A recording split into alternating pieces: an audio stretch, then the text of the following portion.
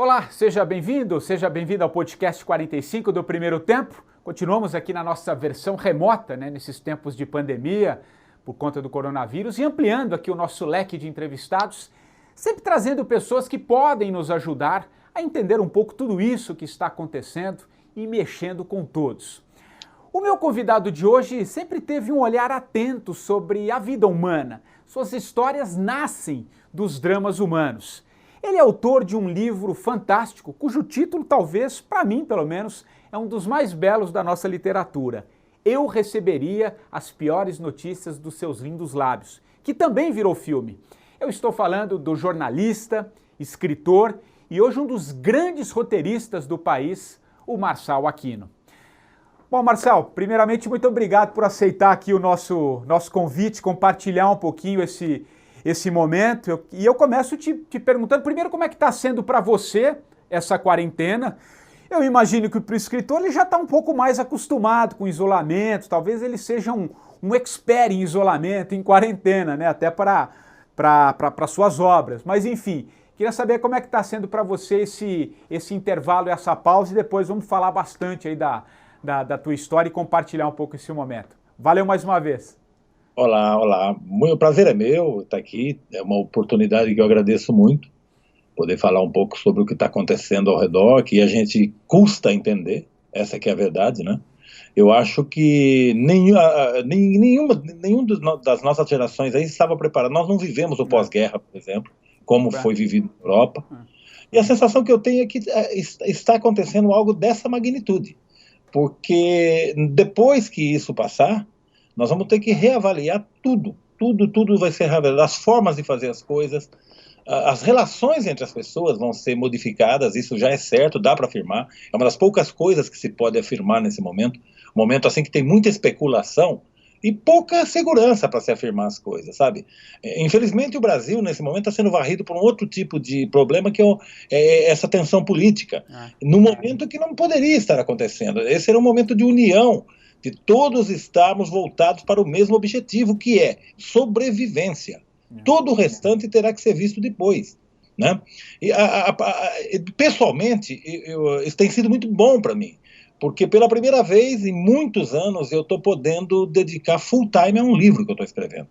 Então esse isolamento, eu estou aqui isolado na minha casa, a única companhia que eu tenho é a minha cachorra, a Teresa, que é uma salsicha.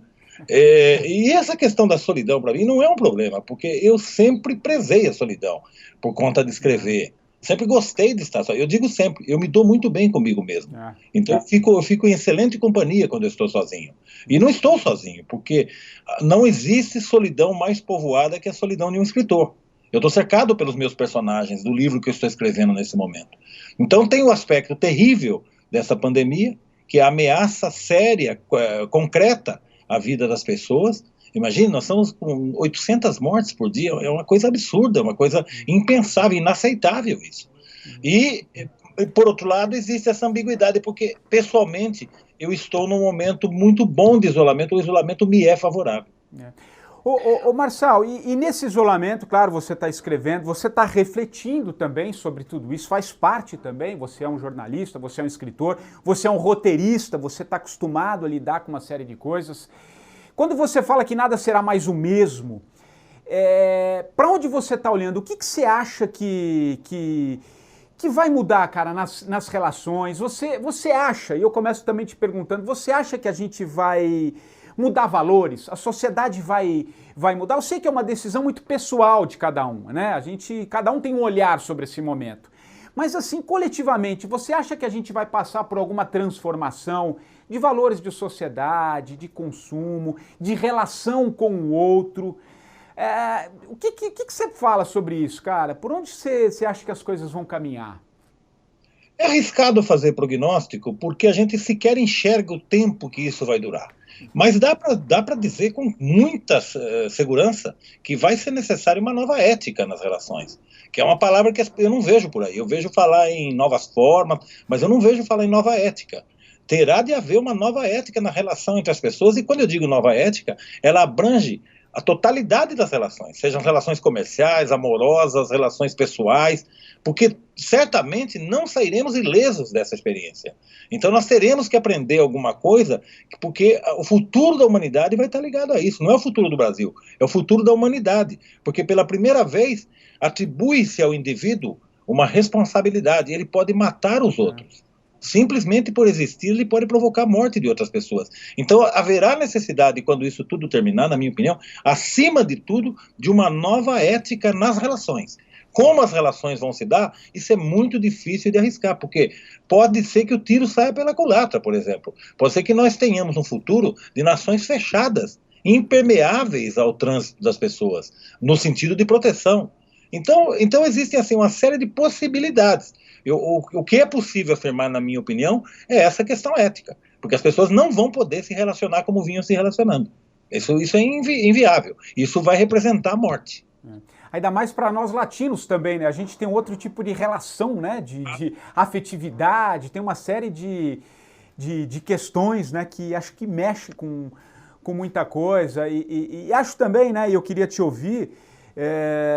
Esse momento também escancara você estava falando um pouco desse desgoverno, né? Essa crise, além da crise sanitária, a gente está com uma crise política, né? Acho que talvez isso seja o mais triste, né?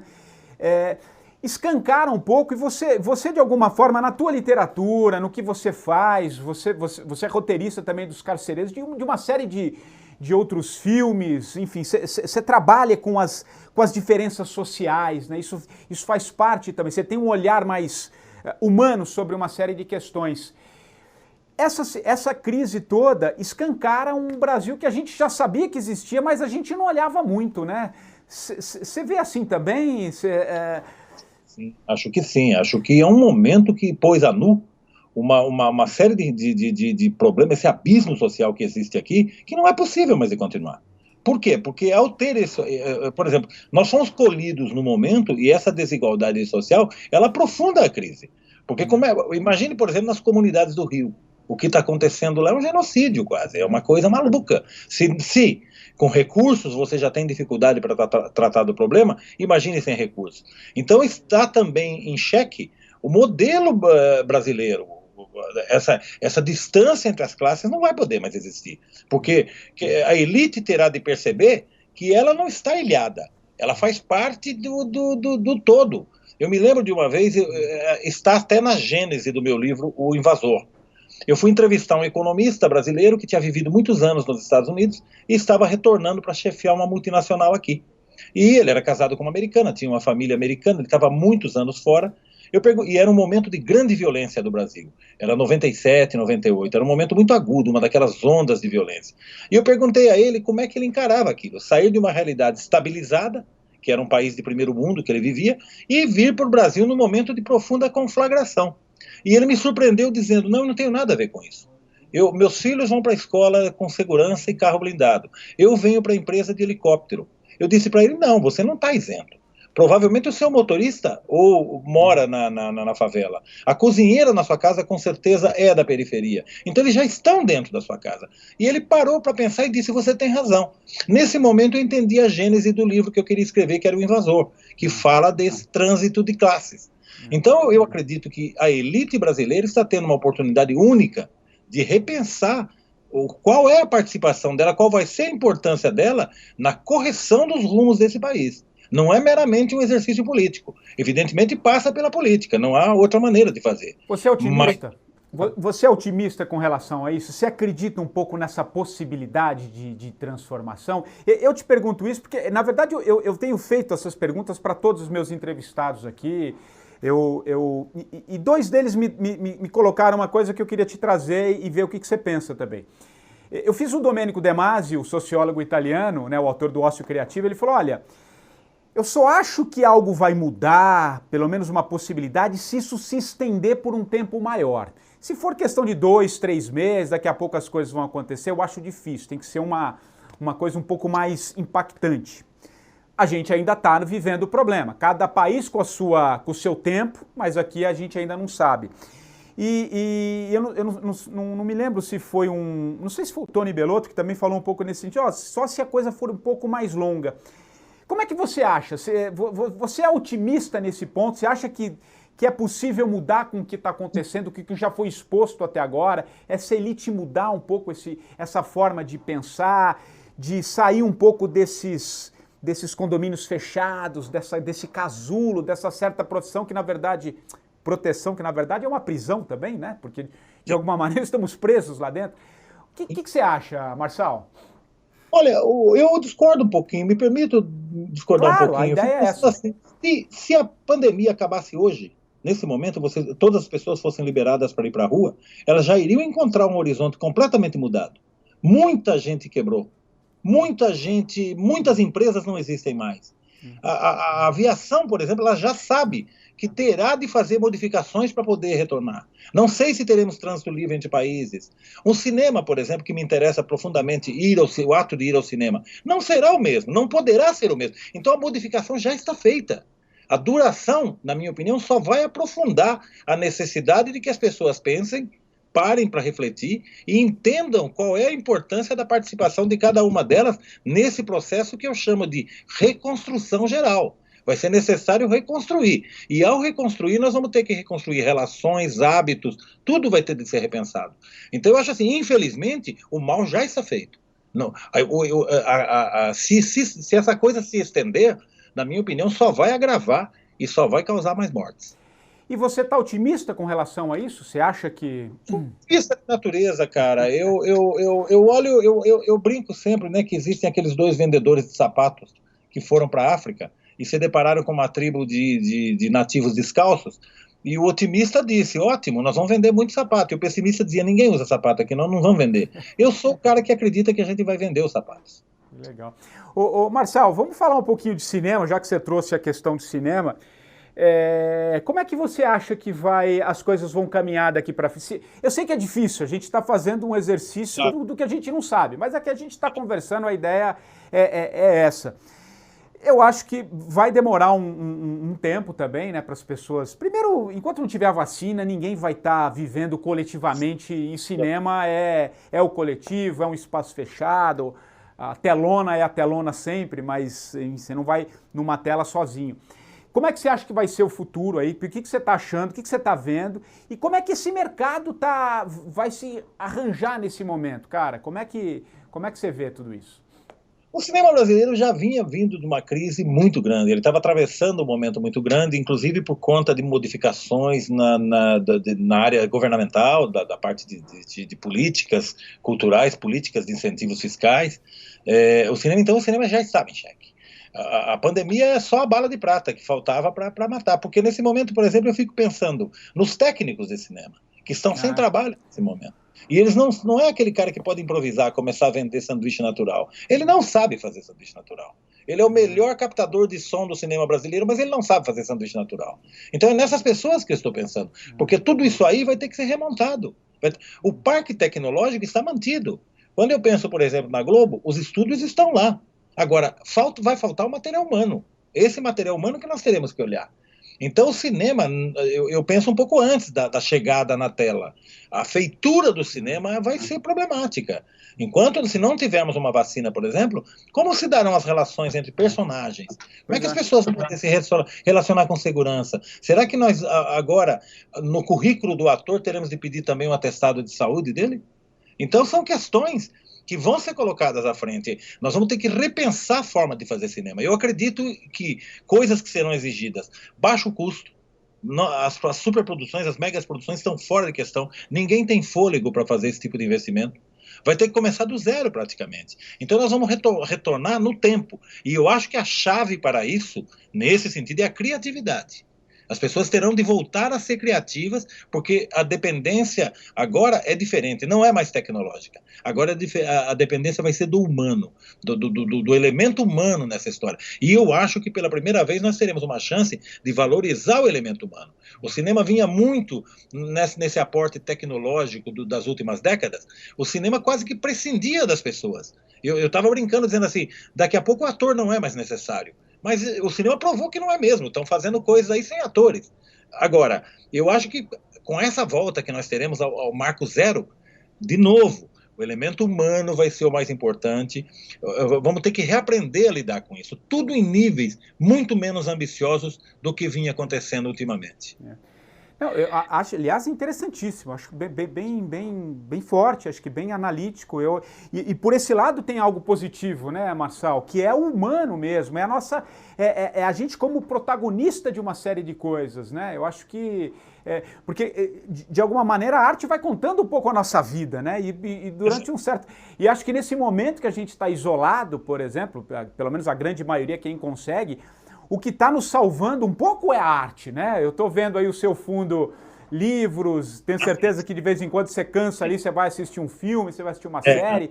É a arte que está nos alimentando, né? A arte que vinha sendo relegada, né? Acho que talvez eu acho que as pessoas desse estão ponto tendo de a vista... oportunidade de fazer uma avaliação do produto cultural, do produto de arte, né? De maneira diferente.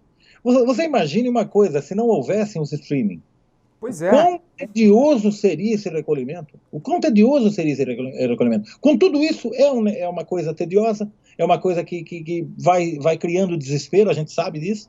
Então, passamos a prestar mais atenção nessas coisas, sabe? A arte tem uma importância fundamental na vida das pessoas, sabe? Ela é indispensável à sobrevivência e à saúde mental das pessoas. Não é meramente você ir a um museu apreciar a Mona Lisa porque a Mona Lisa é um clássico, não. É mais que isso. Eu acho que a forma de fazer arte vai mudar, a forma de apreciar arte também vai mudar.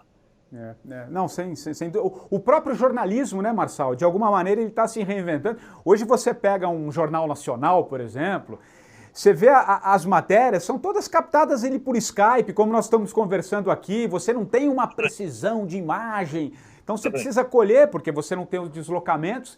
Isso vai mexer, né? E você estava falando do cinema, e eu comecei a fazer um exercício aqui com as produções de matéria. Você não vai mandar mais uma equipe para ouvir uma sonora do Marçal Aquino lá em Pinheiros ou na Vila. Você vai, Marcel, abre o seu computador aí, manda uma sonora. Isso vai mexer com o cinegrafista, com deslocamento de trânsito, né?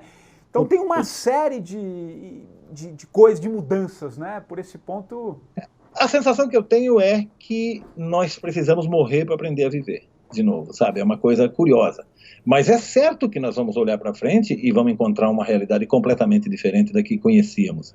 Então, essa história de voltar à normalidade que se falava no começo, esqueça, não existe essa normalidade. Essa normalidade, a rigor, ela era ilusória. Precisou ser necessário que um vírus nos mostrasse isso. Aquele equilíbrio, aquela coisa de esperar do outro ou ignorar o outro, né? Isso tudo é diferente, vai ser diferente, não dá para prever como vai ser, mas é certo que não será igual, não será igual. E acho que essa teia, né, acho que cada vez mais, e acho que o vírus é uma prova disso, que a gente está conectado, né, Marçal? A gente não via, né, a gente, mais do que nunca, a gente se encontra no outro, a arte nos mostra isso, né, então eu acho que desse ponto de vista, tirando tudo isso, claro, parece que estaria errado a gente fazer um exercício aqui de falar, poxa, que as coisas talvez possam mudar, pelo menos a gente olhar por um outro ângulo, no momento que a gente está perdendo vidas, é muito difícil, mas olhando um pouco adiante, talvez seja é o que você falou, né? Eu acho que é um renascimento, né? Uma chance de nascer de novo, né? Eu acho que com outros valores, com outros... Não, historicamente, o Renascimento, por exemplo, ele veio depois de uma idade de trevas, depois de pestes, sabe? Depois da grande peste.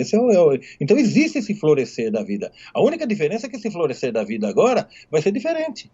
Ele não vai ser o mesmo. Não é possível sair à rua loucamente dizendo estamos de volta. Há que haver cautela, há que haver mudança nas relações e nas formas que as pessoas vão viver.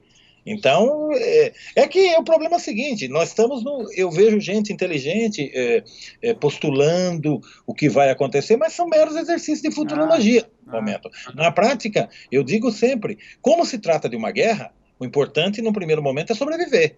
O que um general diz a um soldado, a maior ordem que um general diz a um soldado é sobreviva, não morra. É isso que nós estamos. Quando nós começamos a perder figuras de proa da cultura brasileira, isso sim é uma perda irreparável. Sabe? Quando você perde um Aldir Blanc, quando você perde um Sérgio Santana, quando você perde um Flávio Migliaccio, Eu acho assim, esta perda é irreparável. O que nós teremos que olhar é para que isso não volte a acontecer. Lá na frente nós teremos que, de certa maneira, criar um antídoto para que isso não ocorra e não nos mostre o quão frágil é a nossa vida. Sabe, como a vida da gente é mesmo um sopro. Como a gente, às vezes, por vaidade, por narcisismo, acredita que é maior do que é. A vida humana, na verdade, é um sopro. Agora foi desnudado isso para mesmo os poderosos. E outra, uma coisa que talvez o vírus tenha importância nesse sentido, ele desconhece classes sociais. É democrático, né? Ele devasta uma comunidade de favelados no Rio porque a estrutura é menor, é mais precária, digamos assim. Mas o cara da elite, ele não está sossegado no bunker dele. Ele não pode sair à rua. Ele não, sabe, ele não há o que fazer. Então é bom, terá que ser bom para todos ou não será bom para ninguém. A transformação ela tem que ser coletiva. E você falou um pouquinho dessa fragilidade, né, da fragilidade humana, né? Acho que está escancarado aí. A gente está aprendendo a lidar com algo que a gente sempre soube que existiu, que é a morte, né? A morte ela sempre existiu, mas a gente nunca olha para ela, né? Talvez a literatura é aquilo que mais nos conecta, né? A morte tem um sentido na literatura muito, muito forte, muito presente, né? E nesse momento a gente está sendo deparado com ela, né? A gente tem um risco iminente, é o que você falou, você sai na rua, você pode pegar o vírus, passar, enfim. Como é que você vê esse papel da morte na literatura? Como é que a literatura também vai se apropriar um pouco desse momento? Fala um pouquinho Vamos entrar um pouquinho nessa sua outra área de atuação, que eu quero também explorar bastante, que é a literatura. Marçal. A literatura ela sempre esteve atenta às grandes crises do homem, sejam elas externas ou internas. A literatura fala com esse mundo, ela tem esse poder de falar do que é real, está diante dos nossos olhos, daquilo que não está às vezes só na nossa imaginação. A literatura nesse momento é um momento de aguardar. As pessoas, eu já sei que tem gente escrevendo sobre pandemia, tem até gente já escrevendo sobre a pós-pandemia. Esse é um exercício de ficção científica, eu diria. Para um escritor realista como eu, que necessita ir para a rua, para ouvir as pessoas, para ver as pessoas, eu acho que eu estou aguardando com grande ansiedade o que virá e o que poderá ser feito. Porque quando você está diante de uma grande tragédia humana, a verdade é uma só. Que literatura que você pode fazer para confortar, ou para chamar atenção, ou para espicaçar alguma coisa? Eu sempre digo que o roteirista da vida real é imbatível. A gente, por mais imaginação que a gente tenha, a gente não é capaz de fazer frente à realidade. O cinema, por exemplo, já teve vários filmes, muitos filmes sobre pandemias, etc. Mas quando você enfrenta ela, como nós estamos enfrentando agora, nós percebemos que os roteiristas não entenderam o problema na dimensão correta. É a mesma coisa que eu dizia sempre, que roteirista vai imaginar um ataque às Torres Gêmeas com 2 aviões comerciais. Nenhum roteiro. Se você aparecesse em Hollywood com esse plot, você seria escorraçado. E, no entanto, vem a realidade e esfrega isso na sua cara. Então, eu acho assim, de novo, nós, escritores, estamos acompanhando esse desenrolar com muita expectativa, para ver que livro nós vamos fazer depois, que forma que esse livro vai transitar, porque as livrarias, a maioria delas vai falir. As editoras que já não vinham bem aqui no Brasil, por conta de alguns acontecimentos no mercado editorial, estão assim mal das pernas. Então eu não sei, mais importante para mim, escritor, é pensar que livro eu vou escrever. Aí tem o outro lado da história, que é que também o livro não existe sem o leitor. É preciso pensar que livro esse leitor estará esperando para ler. Será que esse leitor estará preparado para algo pessimista? Será que será um momento de grande hedonismo, onde vamos nos preocupar só com a alegria? Será que vamos deixar um pouquinho de lado esse espírito crítico que sempre nos acompanha quando a gente fala de literatura e vamos abrir para... Não sei, eu espero com muita expectativa. Eu acho que assim, nenhum escritor tem obrigação de falar sobre nada. Ele escreve o livro que ele acha que ele deve escrever. Agora, é impossível ignorar o que está ao redor. Sabe? Isso é impossível. Você vive nesse mundo. Você está nesse mundo. Portanto, você é obrigado a encará-lo, olhar nos olhos e entender o que vai fazer. Agora, nesse momento, eu estou escrevendo um livro que vem vindo de um outro tempo. Não estou preocupado com a realidade imediata. Mas há um momento lá na frente que eu vou ter que olhar para isso. Por quê? Porque isso vai estar ligado àquilo que eu faço, tanto como roteirista quanto como escritor. Você está preparando um novo livro, é isso? Porque você ficou muito tempo, né? Aliás, eu falei na abertura aqui, Marçal, eu queria... Falar um pouquinho desse seu livro, que no meu caso me marcou demais, que é o Eu Receberia as Piores Notícias dos Seus Lindos Lábios. Que eu acho um livro fantástico, depois virou filme, né? Não sei se você participou também do roteiro, agora não me recordo, acho que sim, né? Eu queria que você falasse um pouquinho desse título, que eu acho fantástico, e depois eu queria entrar um pouquinho no seu trabalho. O que você por onde você está caminhando aí com o novo livro, de que maneira você está... Vamos falar um pouquinho primeiro do Eu Receberia. Olha, eu Receberia um livro que, para mim, ele foi lançado já há 15 anos. Eu não lancei nada depois daquilo, inédito, por conta de outros problemas. Eu escrevi 4 livros nesse período, não fiquei feliz com nenhum deles. Eles não estão acabados, estão guardados, uma hora termina ou não. Não me pareceu interessante fazer. Eu não tenho obrigação nenhuma, eu publico livros quando eu acho que devo publicar as histórias. O Eu Receberia tem uma história curiosa aqui. Como acontece no meu processo, às vezes o título vem antes. O Invasor foi assim. Eu acordei um dia de manhã e pensei, o Invasor é um baita título, hein? Que história eu vou escrever para... E o Eu Receberia foi parecido. Uma vez eu estava saindo de um bar com um amigo, poeta por sinal, um ouvido musical maravilhoso, e me ocorreu esse título, do jeito que nós estamos falando aqui. Eu receberia as piores notícias dos seus lindos lábios. Eu virei para ele e disse, o que você acha disso? Ele olhou para mim e disse assim, parece um verso ruim de bolero. Eu nunca esqueci disso, porque a partir daí, como se fosse uma espécie de maldição, para cada pessoa que eu dizia que eu estava fazendo um livro com esse título, a pessoa torcia o nariz e dizia, mas como é que o leitor vai lembrar do título? E eu dizia, mas isso não é um problema meu. O meu problema é escrever o livro com esse título. Tem um momento que eu não falo mais do título. Eu estava escrevendo o livro e eu falei, não vou mais falar para não ouvir isso aí. A única pessoa que gostava do título era o Beto Brandt, o diretor com quem eu trabalho, com quem eu tenho uma grande parceria. Os demais não, todo mundo era contra. Para você ter ideia, às vésperas da publicação do livro, eu já estava com as provas do livro, fazendo correção, eu recebi um telefonema do Rubem Fonseca, meu querido amigo Zé Rubem Fonseca. E o Rubem Fonseca me disse, eu acabei de ler o seu livro. Eu nem sabia que ele estava lendo, porque uma amiga nossa, tinha uma amiga em comum, passou para ele os originais. E ele me disse, tem um erro no seu livro. Quando ele disse tem um erro no meu livro, eu puxei as provas do livro. Eu falei, dá tempo de corrigir, porque eu ainda estava revisando as provas. E ele disse assim, o título. Eu falei, o que tem o título? O título não é esse, está errado, ele me disse. E eu, como está errado, maestro? Esse é um título que eu adoro. Ele disse assim, não, o título do livro deveria ser o nome da personagem, Lavínia. E eu, pela primeira vez, eu disse, maestro, discordo. E lancei o livro com esse título. 13 anos depois, portanto, há 2 anos, eu estive na casa do Zé Rubem, fui cumprimentá-lo por um aniversário, fomos tomar um café, e eu disse a ele, maestro, agora, 15 anos depois, o que você me diz do título? Ele falou, eu continuo achando que está errado. Então não tem jeito, todo mundo achava. Eu fui participar da primeira flip com esse livro. Então na hora de ler o capítulo lá, a flip ainda era pequenininha, era para 250 pessoas, lá em Paraty, eu estava fazendo uma mesa com a Patrícia Mello, minha amiga Patrícia Mello, e o apresentador era o Flávio Pinheiro, o jornalista. E no camarim ele me perguntou, eu estou vendo aqui o capítulo que a Companhia das Letras está distribuindo, mas ela não coloca o título, ela diz apenas romance inédito. Eu disse, porque tem um título controvertido. E eu falei o título para ele. Ele olhou para mim e disse, o título é lindo. Falei, beleza, mas eu não vou falar. Quando ele foi nos apresentar lá na plateia, para a plateia, ele disse, tem um título lindo o livro, mas ele não quer falar o título. Então a plateia, claro, começou aquela história de fala, tem que falar. E eu disse uma frase, eu estava sem editor na ocasião. Eu tinha acabado de sair da Kozak Naif. Eu tinha rompido com a Kozak e eu não tinha editor, eu estava solto no mercado. Eu disse assim, ok, eu vou falar o título, mas eu sei que nenhum editor vai querer publicar. E quando eu disse o título, o Luiz Schwartz, da Companhia das Letras, estava na primeira fila, ergueu a mão e disse, eu publico. Quando ele disse isso, eu virei baixo, eu falei, agora ninguém muda esse título. O curioso é que depois que o livro saiu, o movimento foi totalmente contrário. Pessoas que me diziam que compraram o livro só pelo título. A revista Playboy elegeu o título mais sexy da literatura brasileira. E por aí vai. Eu me lembro do produtor de cinema dizendo, vocês vão fazer um filme. Se for mexer no título, eu retiro o dinheiro. Eram coisas desse gênero. Então, para mim, foi muito, muito legal fazer. O fato de eu não ter publicado nada nesses anos todos foi ótimo para o livro, porque ele continua aí. Você entra nas livrarias, o livro está lá exposto, é um livro que vendeu bastante, para os meus padrões, evidentemente.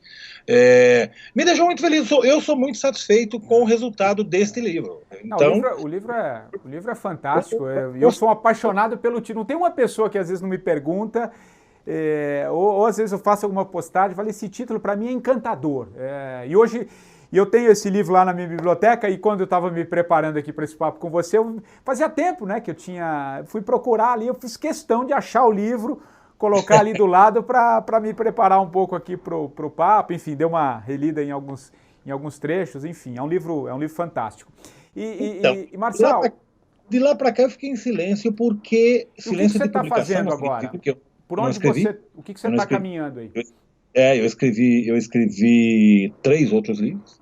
Eles estão em fases diferentes de conclusão. Um deles falta só um capítulo. Eu parei cada um deles por um motivo, são motivos diversos. O mais grave foi um livro no qual eu investi 6 anos da minha vida. E no final, faltando só um capítulo, eu entendi que eu não deveria publicá-lo.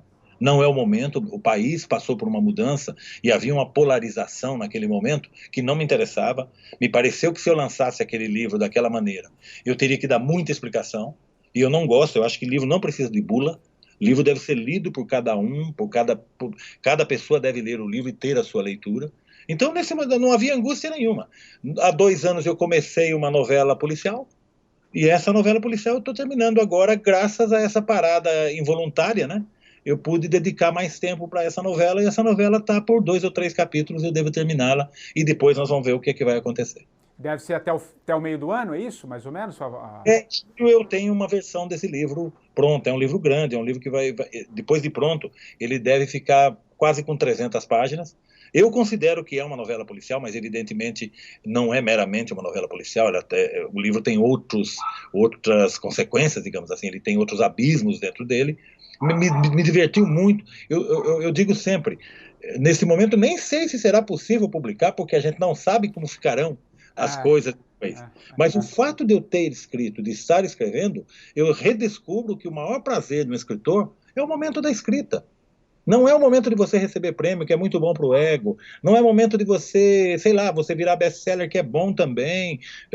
Mas eu te digo, o grande momento do escritor é quando ele consegue fazer o caminho que existe entre a imaginação e a página em branco.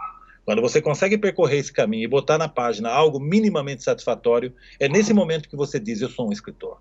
Então, para mim, o processo de escrita deste livro foi uma das coisas mais prazerosas que eu tive nos últimos anos. E melhor, um prazer continuado, porque não foi aquela coisa assim, agora não sei quando vai dar para escrever, talvez domingo, talvez à noite. Não, eu levantava de manhã, nesse período, tomava café e falava, o que eu vou fazer? Vou escrever. E esse prazer, então, para mim, assim, tem sido um processo, na medida que eu não acabei, tem sido um processo muito prazeroso, como eu não vivia desde que eu comecei a escrever. Quando eu tinha 15 anos, quando eu comecei a escrever, como você não tinha compromisso com nada, você escrevia numa boa. Quando você começa a publicar, começa a circular com o livro para lá e para cá, parece que muda um pouco essa relação entre a literatura e o escritor. E eu pude, então, nesse processo, por uma série de coisas involuntárias, redescobrir o prazer de escrever. Então, estou muito feliz, porque nesse momento, se eu chegasse no hotel, eu iria escrever na ficha, escritor. Ô Marcelo, estamos caminhando aqui pro final. O livro traz alguma coisa desse momento ou não? Não, né? Acho que. Eu fiz essa pergunta também pro Ratum, ele falou que não. É uma curiosidade. Curiosamente, o livro se passa em 1973. O ano que eu nasci, pô. Ocorre exatamente nesse ano. Então, eu achava, quando eu comecei a escrever, foi uma coisa instintiva, eu não faço nada muito determinado, eu entendo que aquele livro está se oferecendo a mim, aquela história, e eu entendi que era uma história que se passava na década de 70. E mais precisamente em 73, por uma série de coisas que aconteceram naquele ano. Umas coisas que eu, como jornalista, e já como ser vivente, eu já tinha idade na época, né? Eu resolvi que o livro se passaria em 73. E eu entendi que, para mim, na narrativa, era muito vantajoso. Não tem celular, não tem câmeras em tudo quanto é canto. E por se tratar de uma história policial, foi sensacional. E mais que isso, eu pude, pela primeira vez, utilizar como pano de fundo a ditadura brasileira, que ela afetava a vida das pessoas, e mostro isso, como ela afetava a vida desses personagens também. E, curiosamente, isso acontece no momento em que eu sinto que o Brasil está vivendo uma situação muito parecida, porque parece-me que as liberdades estão tolhidas, com todo o aparato de comunicação que nós temos, parece que o povo não é ouvido, parece que os anseios do povo são esquecidos por um poder autoritário. Então, o livro, nesse sentido, assim, um livro que não tem nada com o que está acontecendo. Agora, a literatura tem essa mágica, né? Às vezes você faz um livro pensando uma coisa, você escreve uma coisa e ela extrapola esse desejo e ela vai a outros lugares. Então, por enquanto, o meu desejo nesse momento é terminar esse livro com grande alegria. Que legal, deve ser um belíssimo livro e acho que para você deve ser muito especial também, depois de 15 anos, né? Você publicar, então eu acho que vai ter aí também todo algo que mexe com você. Oi? Eu tenho um debutante na mão de 15 anos. Que legal. Ô Marcelo, estamos caminhando aqui para o fim da nossa conversa. É uma marca aqui do podcast, né? Que o entrevistado escolha um livro, né? Ou pode ser algum livro que converse com esse momento, ou algum livro que te marcou, que você gostaria de compartilhar com quem vai estar nos assistindo e nos ouvindo. Né? Eu queria que você desse essa indicação. E também uma música que marca aqui o nosso encerramento, o nosso bate-papo aqui. Maravilha. Olha, eu acho que não existe momento mais adequado. Várias vezes a literatura se ocupa das distopias, das pestes, das pandemias, etc. Agora, eu acho que o momento mais perfeito na literatura está num livro chamado 1984, do George Orwell. Eu acho perfeito ler esse livro agora, porque mais do que nunca aquilo é muito real. Você vai estar lendo um livro que, se a época que ele foi publicado, ele parecia distante, parecia um sonho, depois de tudo que nós vivemos até agora, esse livro vai parecer que você está abrindo o Jornal do Dia. Isso é que eu acho espetacular. Música, cara, eu vou escolher uma música do ano, da década de 70, um artista que já não está mais entre nós, mas está, porque cada vez que nós ouvimos essa música, ele estará mais vivo do que nunca, que é o Luiz Melodia. Eu adoro Pérola Negra, eu acho maravilhoso. Dificilmente passa um dia aqui na minha casa sem que essa música seja ouvida. Para mim, clássico é isso. Legal. Pô, encerrar com Luiz Melodia é muito legal. Marcelo, primeiro agradecendo aí a gentileza, dividir um pouquinho esse momento aqui com os nossos ouvintes, com os nossos telespectadores. Muito obrigado por aceitar aqui o nosso convite e vamos torcer para que tudo isso, que renasça, como você disse num determinado momento, né? Que a gente possa renascer mais melhores, mais humanos, com mais arte, com mais sentido. Pelo menos esse é o meu desejo, tenho certeza que é o seu também. Enfim, muito obrigado, Marcelo. Eu é que agradeço, eu te espero, partilho todas as esperanças suas. Eu estou esperando o dia em que a gente possa voltar a abraçar outro ser humano. Legal. E o 45 do primeiro tempo volta a qualquer momento, claro, sempre trazendo pessoas que podem nos ajudar a enxergar um pouquinho tudo isso que está acontecendo. Um abraço e até lá.